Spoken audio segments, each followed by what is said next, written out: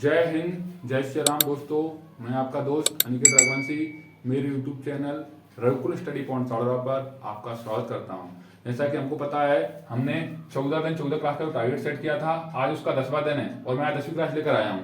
इसमें हम पढ़ेंगे वृत्त सर्कल, बहुत इंपोर्टेंट चैप्टर है। इससे रिलेटेड एक चैप्टर और है, इसको हम एक दिन बाद मैं अगले दिन वीडियो अपलोड करूंगा, उसमें देखेंगे। दोनों चैप्टर बहुत इंपोर्टेंट है, 10 नंबर के आधे समथिंग। ये दोनों चैप्टर बहुत सरल चैप्टर है आपको, ठीक है ना। तो बकायदा आपको इसको बेसिक साइड लेके जा रहा हूँ। आपको मैं अच्छे से देखना है आपको वीडियो पर। उस वीडियो शुरू करने से पहले आपको बताना चाहता हूँ, आप अगर हमारे यूट्यूब चैनल पर नए हैं तो हमारे यूट्यूब चैनल को सब्सक्राइब करें, वीडियो को ज्यादा शेयर करें और वीडियो को लाइक करें, ठीक है। तो मैं आपको लेके जा रहा हूँ। तो मैं क्या अभी थोड़ा वीडियो को रोककर कैमरे को आगे रख लेता हूँ, मोबाइल को मेरे को मैं, ठीक है, रोकता हूँ, समझाता हूँ आपको सब चीजें।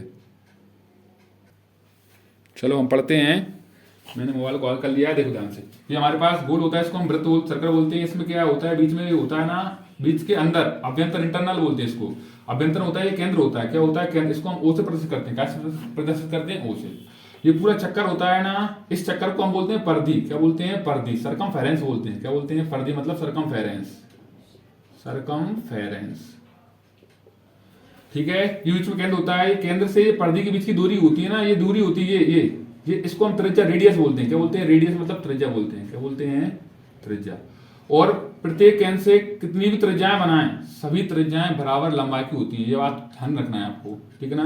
कि वृत्त में कितने भी त्रिज्याएं खींचे हम केंद्र से, हर एक त्रिज्या बराबर लंबाई की होती है। त्रिज्या की होती है, बराबर लंबाई की होती है। देखो कुछ वर्ड होते हैं जो मैं आपको बोलता चल रहा हूँ, तो उसको भी आप वीडियो को रोककर नोट कर लिया करना आपके साथ, ठीक है। तो हर चीज पॉसिबल नहीं है कि मैं हर चीज आपको लिख के बताऊंगा। आपको मुझे लगता है जो चीज इंपोर्टेंट है वो आपको बता दूंगा मैं, ठीक है ना।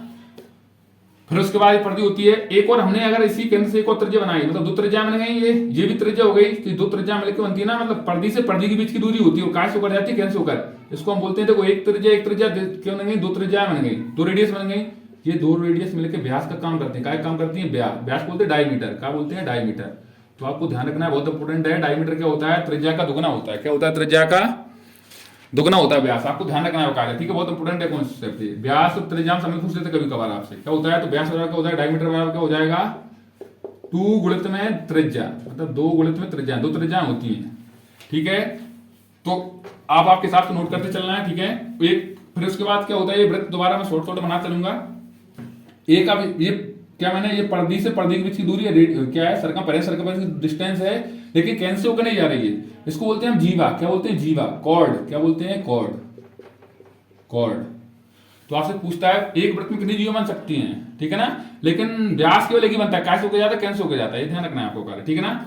उसके बाद पूछता है आपसे वृत्त की सबसे बड़ी जीवा, ये लिख देता हूं, देखो नोट डाल के। जो इंपोर्टेंट क्वेश्चन लगता है मुझे, जो आ सकता है एग्जाम में, वो लिख देता हूं बकायदा। तो पूछता है आपसे वृत्त की सबसे बड़ी जीवा क्या होती है। वृत्त की सबसे बड़ी जीवा, लार्जेस्ट जो कॉर्ड होती है ना, सबसे बड़ी जीवा क्या होती है, वो व्यास होती है। ध्यान रखना है आपको, बहुत इंपोर्टेंट कॉन्सेप्ट है ये, व्यास होती है। ये कई बार पूछा जाता है, होती है, बहुत इंपोर्टेंट है। आप इस तरह लिख लेना इसको, ठीक है ना।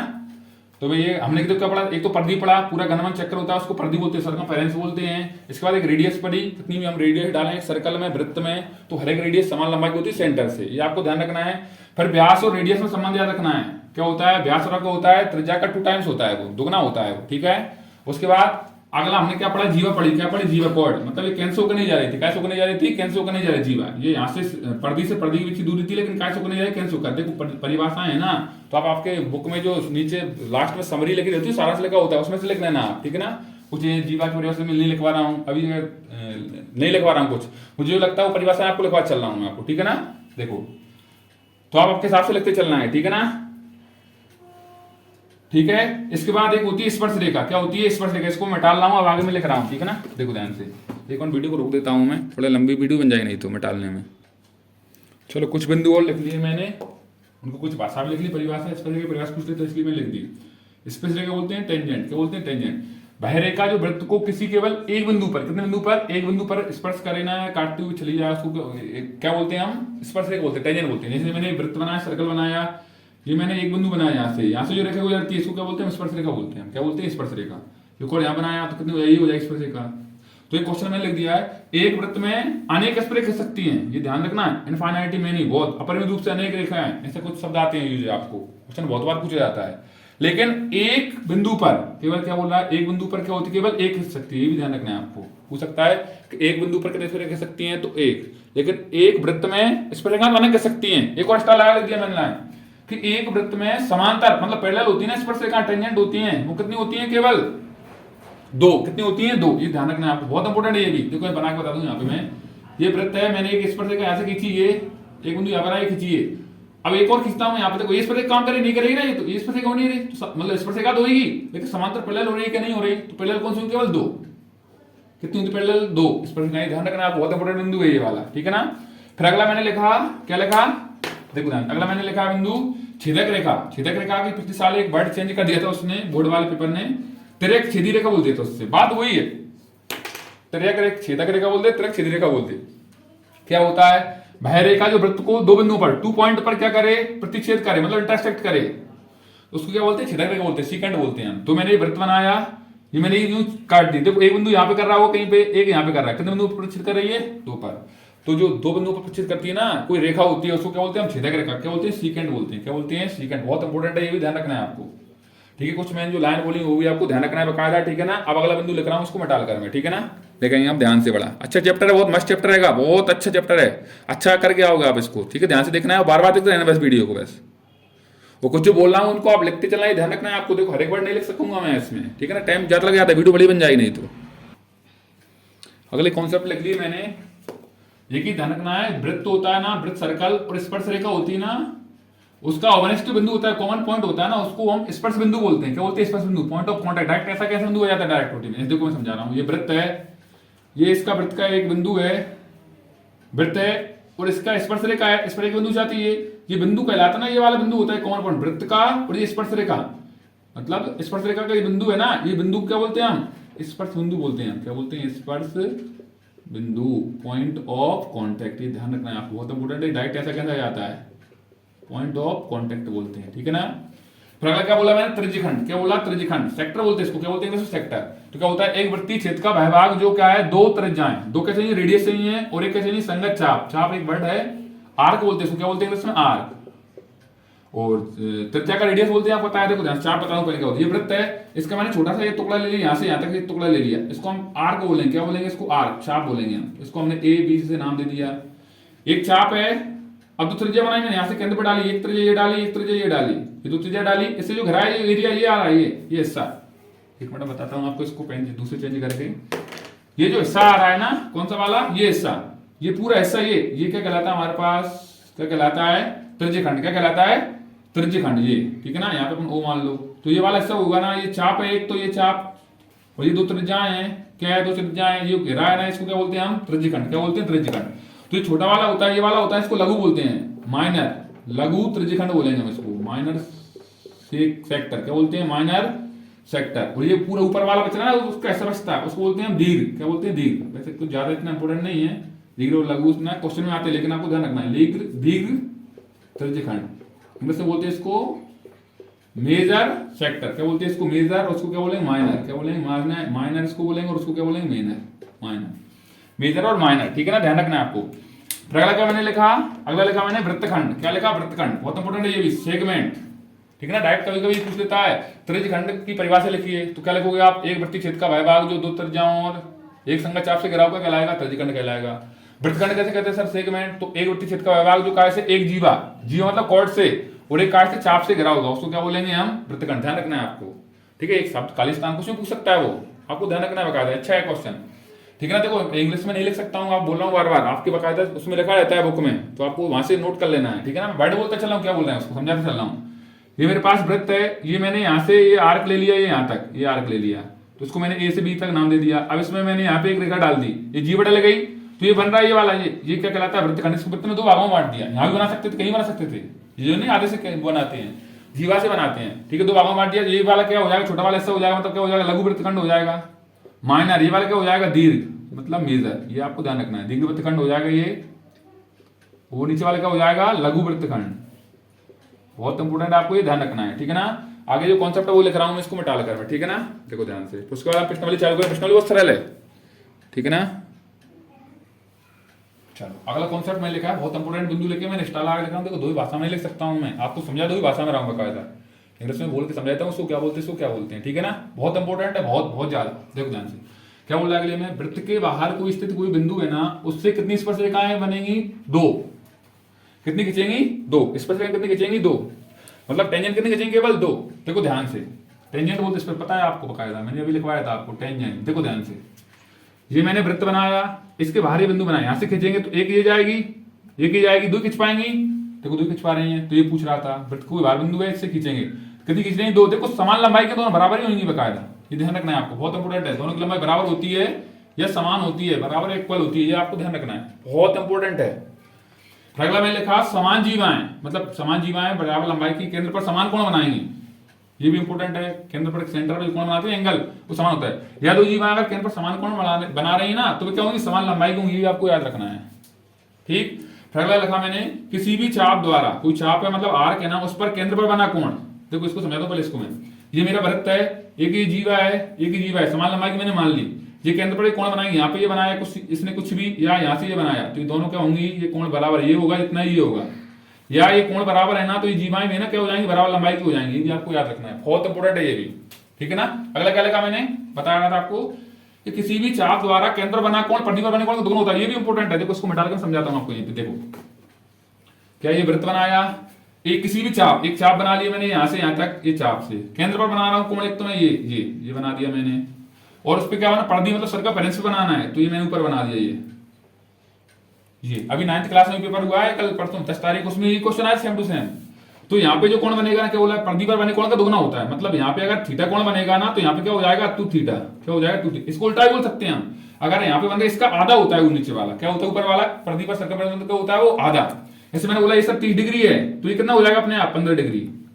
या ये क्या है? 45 डिग्री है, या 15 डिग्री है, कितना है? 15 डिग्री, 50 डिग्री है, तो क्या हो जाएगा अपने आप? 100 डिग्री। ये बहुत इंपॉर्टेंट है ये वाला, ऐसा आएगा आपको, ये तो लग रहा है कौन पूछेगा आपको फोटो बनाकर, तो आपको याद रखना है ये, ठीक है।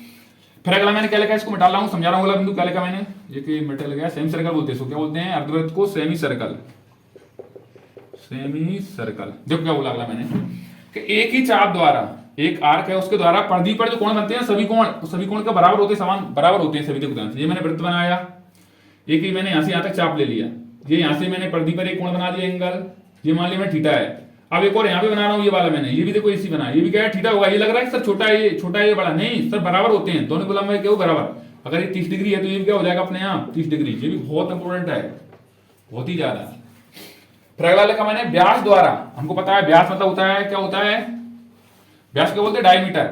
व्यास द्वारा परिधि पर बना कोण समकोण होता है। देखो ये वृत्त बनाया, ये मैंने केंद्र बनाया, यहाँ से मैंने व्यास डाल लिया, इस पे जो क्या कोण बनेगा ना परिधि पर, ये क्या होगा? समकोण, मतलब 90 डिग्री का। ये बहुत इंपॉर्टेंट है, ये पूछता है कभी कभार, कई बार पूछता है कि व्यास द्वारा परिधि बना कोण की माप होती है 30 डिग्री, 60 डिग्री, 90 डिग्री, इस प्रकार ऑप्शन आते हैं। क्या लगा होगा? 90 डिग्री। क्या उसको समकोण बोलते हैं, राइट एंगल बोलते हैं, ठीक है ना। या एक और इसको अर्धवृत्त बोलता है, इसको मैंने आधा कर दिया, ये तो अर्धवृत्त का बन गया, ये मतलब क्या बन गया? ये सेमी सर्कल बन गया। तो भी कितनी होगी माप इसकी भी? 90 डिग्री। ये भी बहुत इंपॉर्टेंट है, ठीक है। और देख रहा हूँ इसकी इंपॉर्टेंट बिंदु कौन से, वो लिख कर आपको मैं रोक कर वीडियो लिख रहा हूँ उनको मैं, ठीक है ना। चलो देखो अगला बिंदु लिखा है मैंने, क्या होता है? त्रिज्या मतलब रेडियस व स्पर्शरेखा मतलब टेंजेंट, इसके बीच जो कोण बनता है ना, वो भी क्या होता है? समकोण होता है, राइट एंगल होता है। ये तो मैंने बताया था, ये क्या है? त्रिज्या है, ये यहां से मैंने त्रिज्या डाली, त्रिज्या स्पर्शरेखा डाली बिंदु से, यहाँ पे ये होता है ना, यहाँ पे कितने बनता है? 90 डिग्री बनता है, मतलब समकोण बनता है, राइट एंगल। ये आपको याद रखना है। फिर अगला चक्री चतुर्भुज, बहुत इंपॉर्टेंट है ये चक्री चतुर्भुज, साइक्लिक क्वाड्रिलेटरल बोलते हैं इसको। तो क्या होता है? चारों शीर्ष अगर परिधि पर हो, सर्कमफेरेंस पर होना, तभी बनता है, ये याद रखना है। अब ये नहीं बना, ये शीर्ष, पहली बात तो एक वर्ड है ये इसमें आया शीर्ष। शीर्ष मतलब जैसे त्रिभुज होता है ना, तो पूछता है आपसे कि त्रिभुज में या ट्रायंगल कितने शीर्ष होते हैं? वर्टेक्स होते हैं, तो कितने होते हैं? 3। ये नुक होते हैं, कुंड होते हैं, इनको बोलते हैं शीर्ष। कितने हो जाएंगे त्रिभुज में? 3। चतुर्भुज में कितने हो जाएंगे? 4। कितने हो जाएंगे? 4। अब चतुर्भुज के अंदर ही आता है आयत, रेक्टेंगल, और वर्ग भी उसके अंदर आता है, तो वर्ग में कितने होंगे? 4। ये भी आपको याद रखना है। देखो ये 1 2 3 4 आपको याद रखना है। अब देखो ये, अब ये बनाया चतुर्भुज 4 शीर्ष, इसके उसके परिधि पर आ रहा है, नहीं आ रहा है, इसमें नहीं आ रहा है, तो ये नहीं है, ये वाला था अकेला। ये आपको याद रखना, बहुत इंपॉर्टेंट है ये भी। और इसके जो अपोजिट एंगल होते हैं ना, विपरीत कोण होते हैं, उनका योग क्या होता है? 180 होता है। क्या होता है? 180। ये वाला और ये जोड़ेंगे ना, तो कितने हो जाएगा? 180। ये भी आपको याद रखना है, ठीक है ना। चलो अगला लिखा मैंने, इसके बाद प्रश्न चालू करेंगे हम। इसके बाद प्रमेय 10.1 है, वृत्त के किसी बिंदु पर, ये आपकी किताब में दी है, हो सकता है और दूसरी भाषा में लिखी हो, आप देखना आपके हिसाब से, इंग्लिश में मैंने लिख दिया है, ठीक है ना। क्या लिखा? वृत्त के किसी बिंदु पर स्पर्श रेखा, स्पर्श बिंदु से जाने वाली त्रिज्या पर क्या होती है? लंब होती है। लंब मतलब होता है 90 डिग्री कोण बनाती है, परपेंडिकुलर होती है, ये आपको याद रखना है, बहुत इंपॉर्टेंट है। ये प्रमेय का यूज करके हम क्वेश्चन को करेंगे। इसका क्या 90 डिग्री बनाएगी ना, तो हम उसमें क्या लगा देंगे? हम पाइथागोरस थ्योरम लगा देंगे हम, इसलिए इसको पढ़ा जाता है। हर एक क्वेश्चन में लगेगी बकायदा आपको क्वेश्चन देखते समय, ठीक है ना। तो अब इसको मैं डाल क्वेश्चन लेकर आऊँ, उसके कुछ इंपोर्टेंट जो भी हैं, ठीक है ना, रोक रहा हूँ वीडियो को, मैं डाल रहा हूँ उसको। चलो देखो क्वेश्चन लिखा है मैंने, थोड़ा मैंने भाषा भी साथ में लिख दी है क्वेश्चन की मैं, क्योंकि देखो भाषा नहीं लिखूंगा साथ में तो अगर करूंगा वीडियो लंबी पहुंच जाएगी, लेकिन समझाने का प्रयास मैं पूरा करूंगा। आप विश्वास करना, देखो फोटो बनाया मान कुछ नहीं लेके मैंने, आप ये मत सोचें सर चीटिंग करके पढ़ा रहे हैं, मैं कहा था आपको देखो बेसिक कितना डिटेल में पढ़वाया, टेंशन नहीं लेना उसकी आप, ठीक है ना। देखो ध्यान से पढ़ता हूँ क्वेश्चन। एक बिंदु है ना Q से एक वृत्त पर स्पर्श रेखा की लंबाई दे दी है। एक बिंदु Q है, इससे स्पर्श रेखा है ना, इसकी लंबाई क्या दे दी है इसने 24 सेंटीमीटर दे दी, 24 दे दी है उसकी। तथा Q की केंद्र से दूरी, Q है इसकी केंद्र मतलब कुछ बनाएंगे, यहाँ से दूरी है कितनी दे दी इसने, ये 25 सेंटीमीटर, ये दे दी 25 सेंटीमीटर। आपको वृत्त की त्रिज्या निकालना है। देखो ओटी में भी आता है, ऑब्जेक्ट होते हैं ना उनमें भी आता है क्वेश्चन, और 2-3 नंबर क्वेश्चन में भी आ जाता है, इसलिए मैंने इसको करवा दिया है। तो आपको पता है जब ऐसी चीज बनती है, हमको पता है इसमें 99% क्या लगती है, 10.1 थ्योरम लगती है। तो मैंने लिख दिया ओपी परपेंडिकुलर क्या पे क्यू पे मतलब radius of the circle always make 90 degree angle with tangent. या में 10.1 से क्या है, वृत्त के किसी बिंदु पर स्पर्श रेखा, इस पर बिंदु जाने त्रिज्या पर क्या होती है, लंब होती है, मतलब 90 डिग्री कोण आती है। इसका मतलब कोण कितना हो जाएगा 90 डिग्री, और जब 90 डिग्री होता है तो उसमें क्या लगती है हमको पता है, पाइथागोरस थ्योरम लगती है, पाइथागोरस थ्योरम लगती है। तो क्या होती है पाइथागोरस थ्योरम, कर्ण का वर्ग बराबर लंब का वर्ग प्लस में आधार का वर्ग। अब एक क्वेश्चन लिखा है मैंने, इस रिलेटेड 2-3 क्वेश्चन होते हैं, आप आपकी प्रैक्टिस करना आपकी किताब में से, कुछ एक रेडियस गायब कर देगा या हाइपोटेनस गायब कर देगा या बेस गायब कर देगा, तो आप आपके साथ बना लेना, ठीक है। एक क्वेश्चन कराऊंगा इसमें केवल। देखो तो हाइपोटेनस का मान क्या दिया, हाइपोटेनस 90 के सामने क्या होता है, हाइपोटेनस तो क्या दिया उसने 25, तो 25 पे स्क्वायर बराबर, ये लंब है, ये नहीं दिया है उसने, तो लंब क्या क्या मान लिख दो। पहले एक काम करो, अंक लिखा करो उनके। देखो ओ से क्यू तक क्या आएगा, ये लिखा करो, इससे सही रहता है। बराबर बेस क्या है इसमें, वो परपेंडिकुलर क्या लंब क्या आएगा इसमें ओपी, तो इस पे वर्ग लगा दो, प्लस बेस क्या आएगा पी क्यू, तो इस पे अब लिखो उसके बाद, ये अच्छे रहते हैं थोड़े। ओ क्यू क्या आएगा 25, तो 25 पे क्या लगा दिया स्क्वायर, बराबर ओपी क्या है निकालना है हमको, ओपी रेडियस है हमारी, प्लस पी क्यू क्या आएगा 24, तो 24 पे स्क्वायर, 25 का स्क्वायर कितना होता है 625 बराबर ओपी पे स्क्वायर प्लस 24 का स्क्वायर कितना होता है 576। अब इसको साइड कर रहा हूं मैं, ठीक है, आपको नीचे तक करके ले जाना है। अब तो क्या हो जाएगा ओपी पे वर्ग निकालेंगे हम, तो क्या हो जाएगा, मेक हम किस साइड को ला रहे हूं, तो 625 तो है ही, ये उस साइड का हो जाएगा माइनस का 576, ठीक है। आप इसको घटाओगे ना, आपको घटाने के बाद ये 49 मिलेंगे, कितने में नहीं 49, इसको इसको हटाएंगे तो क्या लगाना पड़ेगा, इस पे रूट लगाना पड़ेगा। ओपी बराबर क्या हो जाएगा रूट में 49 मतलब 49, तो 49 का स्क्वायर रहेगा 7 का, तो ओपी मतलब 7 सेंटीमीटर आ गया त्रिज्या, नीचे लिख देंगे अतः वृत्त की त्रिज्या, ये लिख के जो लाना, वृत्त की त्रिज्या क्या हो जाएगी 7 सेंटीमीटर होगी। बहुत इंपोर्टेंट क्वेश्चन है, एक क्वेश्चन जो बुलाता है इससे रिलेटेड, ठीक है ना। 2-3 क्वेश्चन और इंपोर्टेंट है, उसको मैं करवा रहा हूं आपको, वैसे आपको पूरे आपके हिसाब से पूरे करना है आपको, ठीक है ना। देखो चलो एक और क्वेश्चन मैंने लिखा है, सिद्ध कीजिए, प्रूव करना है आपको, किसी वृत्त के किसी व्यास के सिरों पर खींची गई, जो व्यास है ना डायमीटर, उसके जो सिरे है ना उस पर खींची गई स्पर्श रेखाएं होती है ना, ये समांतर होती है बकायदे पता होता है, बस इसको प्रूव करके बताना है हमको। तो मैंने एक फोटो बना लिया आपको, ये पी क्यू क्या है स्पर्श रेखा है, आर एस स्पर्श रेखा है, ए बी क्या है व्यास डायमीटर है, ओ ए सेंटर है।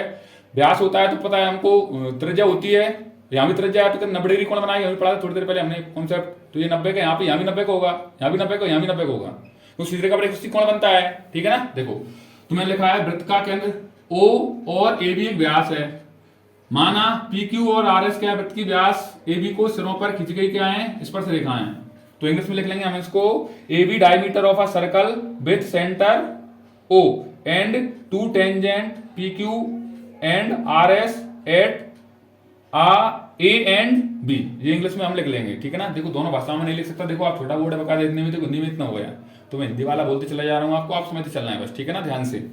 तो उसके बाद क्या करेंगे हम, सिद्ध करना है, गिवन में लिख दिया हमने लाइन, ठीक है ना। अब क्या करना है, सिद्ध करना है, टू प्रूव क्या वो पी क्यू पैरेलल क्या हो जाएगा आर एस के उपपत्ति, मतलब प्रूफ में क्या लिख देंगे हम, ओ ए, ये तो सेम टू सेम चलती है, ओ ए परपेंडिकुलर, देखो ओ ए पी क्यू पर रहेगा और ओ बी ये परपेंडिकुलर कहां पे आएगा आर एस पे। अब परपेंडिकुलर होता है इसका मतलब होता है प्रमेय लगती है हमारी 10.1 प्रमेय, तो वो लिख दी मैंने, चूंकि स्पर्श बिंदु से होकर खींची गई त्रिज्या वृत्त की स्पर्श रेखा पर क्या होती है लंब होती है, मतलब 90 डिग्री कोण बनाती है। तो इंग्लिश में हम क्या लिख देंगे इसको, radius perpendicular to tangent at point of contact, ये लाइन लिखकर हम क्या कर देंगे 90 डिग्री कोण बन गया हमारे पास। तो OAP बराबर क्या हो जाएगा OBS, ये दोनों 90 डिग्री बन गए कोण, बोथ 90 डिग्री। और एक और पता है हमको, जब 90 डिग्री कोण बनते हैं तो उनके एक अल्टरनेट एंगल बन रहा है, देखो ध्यान से, ये वाला इधर का है तो इस साइड का इधर का हो जाएगा अल्टरनेट इंटीरियर एंगल बन रहा है, तो ये भी क्या हो जाएंगे इक्वल हो जाएंगे, क्या हो जाएंगे इक्वल। तो हमने ये लिख दिया OAP बराबर OBS क्या बराबर रहेंगे और एकांत कोण है ये, तो क्या हो जाएगा, इस कारण हम कह सकते हैं देयरफॉर पी क्यू क्या आएगा, पैरेलल आएगा किसके, आर एस के। तो क्या वो सिद्ध हुआ, हेंस प्रूव्ड हो गया ये, ठीक है ना। अब देखो इसको इंग्लिश में लिख के बता रहा हूँ, इसको बता रहा हूँ आपको इंग्लिश में क्या लिखेंगे इसकी लाइन में, ठीक है ना। एक मिनट बोल रुक रहा हूँ मैं। देखो क्या इसको क्या लिखेंगे, O angle O A P and O B S are equal and alternate interior angle, therefore O A P क्या हो जाएगा, सॉरी पी क्यू बराबर क्या हो जाएगा, पी क्यू पैरेलल क्या हो जाएगा, आर एस। ये आपको सिद्ध करना था, ठीक है ना। थोड़ा बड़ा क्वेश्चन है, थोड़े भाषा वाले क्वेश्चन। देखो छोटा कितना छोटा आंसर रहेगा, तो थोड़ा सा क्या लिख लिख कर बार बार देखना है आपको, रिवीजन करते रहना है आपको, ठीक है ना। आपके स्तर पर आपको रिवीजन करना है ध्यान से। देखो मुझे लगता है जो क्वेश्चन मुझे लगते हैं मैं बकायदा वही क्वेश्चन उठाता हूँ, आपको वही समझाता हूँ। अभी क्वेश्चन को समझा उसके देखना आप बकायदा मिलेगा क्वेश्चन, ये नहीं बोलो यही आएगा, लेकिन दूसरी भाषा चेंज कर देगा, लेकिन आप क्वेश्चन इसी तरह के आएंगे। अब एक दो क्वेश्चन और मैं लिख रहा हूँ, इस पे इसको मिटा लेकर एक क्वेश्चन लिखता हूँ, उसके बाद और समझने का प्रयास करेंगे हम, ठीक है ना। रोक रहा हूँ इसको मैं वीडियो।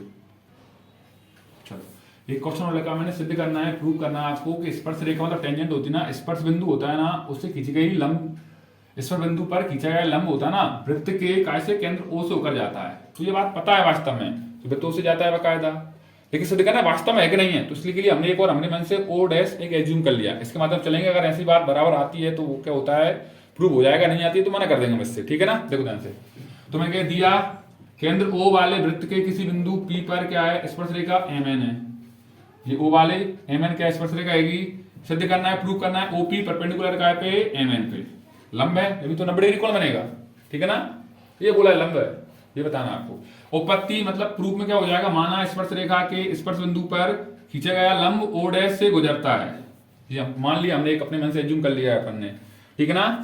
तो ये आप मान लोगे बकायदा क्वेश्चन में, ठीक है, मतलब क्या कर लोगे, मान लेंगे आप इसको, ठीक है। तो उसके बाद क्या है, मान लिया तो हमको पता है अगर डैश कर रहा है 90 डिग्री का होगी, तो ओ डैश पी एन भी क्या हो जाएगा, 90 डिग्री हो जाएगा। इसको क्वेश्चन फर्स्ट नाम दे दिया हमने। अब अगला, चूंकि हम जानते हैं कि स्पर्श रेखा स्पर्श बिंदु से जाने वाली त्रिज्या क्या होती है, लंब होती है, परपेंडिकुलर होती है ना, वो 10.1 रेडियस वो है थ्योरम है, tangent at point of contact radius perpendicular to tangent and point of contact. उसके बाद कॉन्सेप्ट लिखकर ये ओपीएन भी क्या हो जाएगा, 90 डिग्री हो जाएगा। तो समीकरण एक बार दो सम के बोल सकते हैं, ओ डैश पी एन बराबर क्या हो जाएगा, ओपी एन के एंगल के। ऐसे तभी सम दोनों बराबर आ गए, तो कब संभव हुआ, जब ओ डैश बराबर होके हुआ, मतलब ये लाइन थी ना, ये इसी पे थी जब हो सकता संभव, तो इससे सिद्ध कर दिया हमने, ये लाइन लिख दिया।